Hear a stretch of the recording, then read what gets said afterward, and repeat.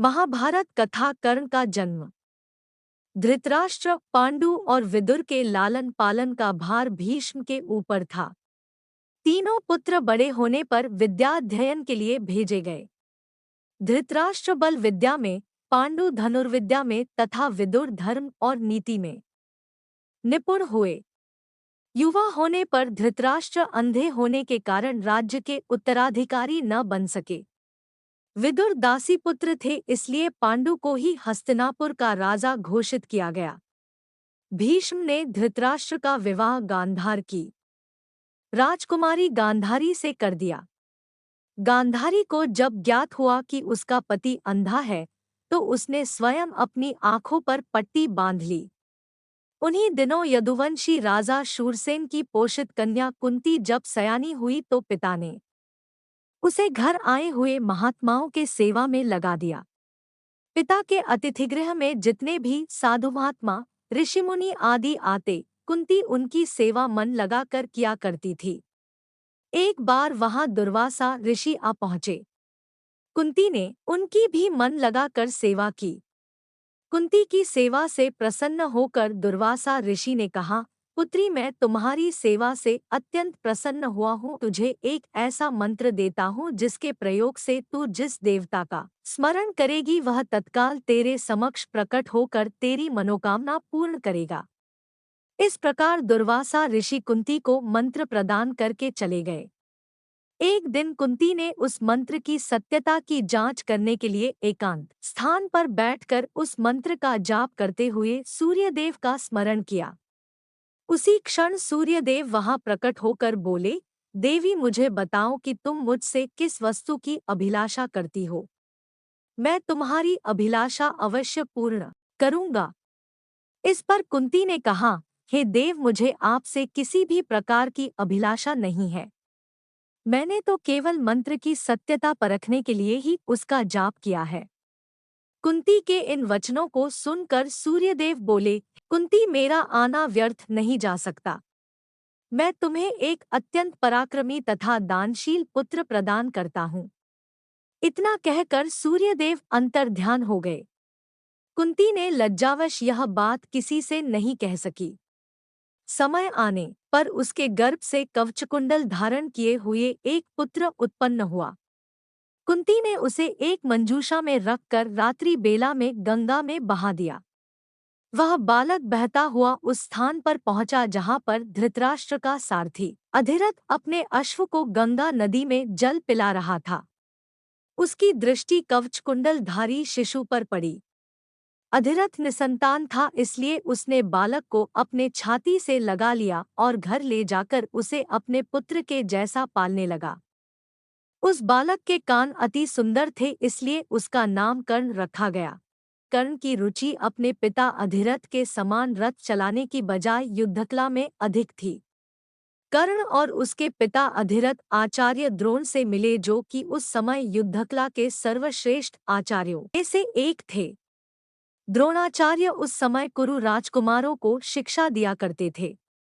उन्होंने कर्ण को शिक्षा देने से मना कर दिया, क्योंकि कर्ण एक सारथी पुत्र था और द्रोण केवल क्षत्रियों को ही शिक्षा दिया करते थे। द्रोणाचार्य की असम्मति के उपरांत कर्ण ने परशुराम से संपर्क किया, जो कि केवल ब्राह्मणों को ही शिक्षा दिया करते थे। कर्ण ने स्वयं को ब्राह्मण बताकर परशुराम से शिक्षा का आग्रह किया। परशुराम ने कर्ण का आग्रह स्वीकार किया और कर्ण को अपने समान ही युद्धकला और धनुर्विद्या में निष्णात किया। कर्ण को उसके गुरु परशुराम और पृथ्वी माता से श्राप मिला था। कर्ण की शिक्षा अपने अंतिम चरण पर थी। एक दोपहर की बात है, गुरु परशुराम कर्ण की जंघा पर सिर रखकर विश्राम कर रहे थे। कुछ देर बाद कहीं से एक बिच्छू आया और उसकी दूसरी जंघा पर काट कर घाव बनाने लगा। गुरु का विश्राम भंग ना हो, इसलिए कर्ण बिच्छू को दूर ना हटाकर उसके डंक को सहता रहा। कुछ देर में गुरुजी की निद्रा टूटी और उन्होंने देखा कि कर्ण की जांघ से बहुत रक्त बह रहा है। उन्होंने कहा कि केवल किसी क्षत्रिय में ही इतनी सहनशीलता हो सकती है कि वह बिच्छू डंक को सह ले, ना कि किसी ब्राह्मण में, और परशुराम जी ने उसे मिथ्या भाषण के कारण श्राप दिया कि जब भी कर्ण को उनकी दी हुई शिक्षा की सर्वाधिक आवश्यकता होगी, उस दिन वह उसके काम नहीं आएगी। कर्ण, जो कि स्वयं ये नहीं जानता था कि वह किस वंश से है, ने अपने गुरु से क्षमा मांगी और कहा कि उसके स्थान पर यदि कोई और शिष्य भी होता तो वो भी यही करता। यद्यपि कर्ण को क्रोधवश श्राप देने पर उन्हें ग्लानि हुई, पर वे अपना श्राप वापस नहीं ले सकते थे।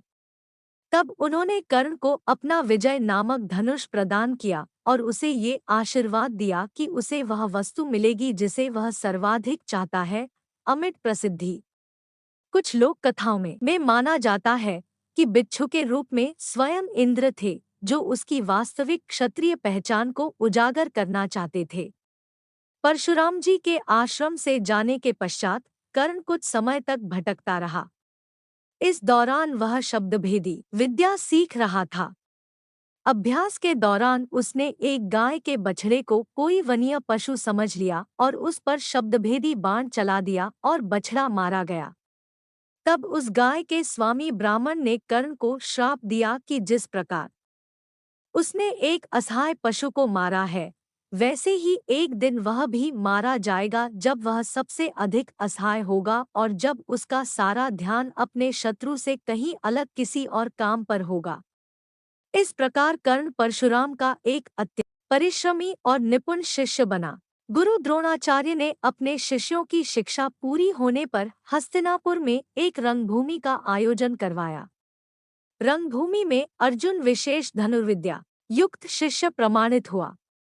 तभी कर्ण रंगभूमि में आया और अर्जुन द्वारा किए गए करतबों को पार करके उसे द्वंद्व युद्ध के लिए ललकारा। कब कृपाचार्य ने कर्ण के द्वंद्व युद्ध को अस्वीकृत कर दिया और उससे उसके वंश और साम्राज्य के विषय में पूछा, क्योंकि द्वंद्व युद्ध के नियमों के अनुसार केवल एक राजकुमार ही अर्जुन को, जो हस्तिनापुर का राजकुमार था, द्वंद्व युद्ध के लिए ललकार सकता था। तब कौरवों में सबसे ज्येष्ठ दुर्योधन ने कर्ण को अंगराज घोषित किया, जिससे वह अर्जुन से द्वंद्व युद्ध के योग्य हो जाए। जब कर्ण ने दुर्योधन से पूछा कि वह उससे इसके बदले में क्या चाहता है, तब दुर्योधन ने कहा कि वह केवल ये चाहता है कि कर्ण उसका मित्र बन जाए। इस घटना के बाद महाभारत के कुछ मुख्य संबंध स्थापित हुए, जैसे दुर्योधन और कर्ण के बीच सुदृढ़ संबंध बने, कर्ण और अर्जुन के बीच तीव्र प्रतिद्वंद्विता और पांडवों तथा कर्ण के बीच वैमनस्य। कर्ण दुर्योधन का एक निष्ठावान और सच्चा मित्र था। यद्यपि वह बाद में दुर्योधन को खुश करने के लिए द्यूत क्रीड़ा में भागीदारी करता है, लेकिन वह आरंभ से ही इसके विरुद्ध था। कर्ण शकुनी को पसंद नहीं करता था और सदैव दुर्योधन को यही परामर्श देता कि वह अपने शत्रुओं को परास्त करने के लिए अपने युद्ध कौशल और बाहुबल का प्रयोग करे, ना कि कुटिल चालों का। जब लाक्षागृह में पांडवों को मारने का प्रयास विफल हो जाता है, तब कर्ण दुर्योधन को उसकी कायरता के लिए डांटता है और कहता है कि कायरों की सभी चालें विफल ही होती है, और उसे समझाता है कि उसे एक योद्धा के समान कार्य करना चाहिए और उसे जो कुछ भी प्राप्त करना है, उसे अपनी वीरता द्वारा प्राप्त करे। चित्रांगद की राजकुमारी से विवाह करने में भी कर्ण ने दुर्योधन की सहायता की थी। अपने स्वयंवर में उसने दुर्योधन को अस्वीकार कर दिया और तब दुर्योधन उसे बलपूर्वक उठा कर ले गया। तब वहां उपस्थित अन्य राजाओं ने उसका पीछा किया, लेकिन कर्ण ने अकेले ही उन सबको परास्त कर दिया। परास्त राजाओं में जरासंध, शिशुपाल, दंतवक्र, साल्व और रुक्मी इत्यादि थे। कर्ण की प्रशंसा स्वरूप जरसंध ने कर्ण को मगध का एक भाग दे दिया। भीम ने बाद में श्री कृष्ण की सहायता से जरासंध को परास्त किया, लेकिन उससे बहुत पहले कर्ण ने उसे अकेले परास्त किया था। कर्ण ही ने जरासंध की इस दुर्बलता को उजागर किया था कि उसकी मृत्यु केवल उसके धड़ को पैरों से चीर कर 2 टुकड़ों में बांट कर हो सकती है।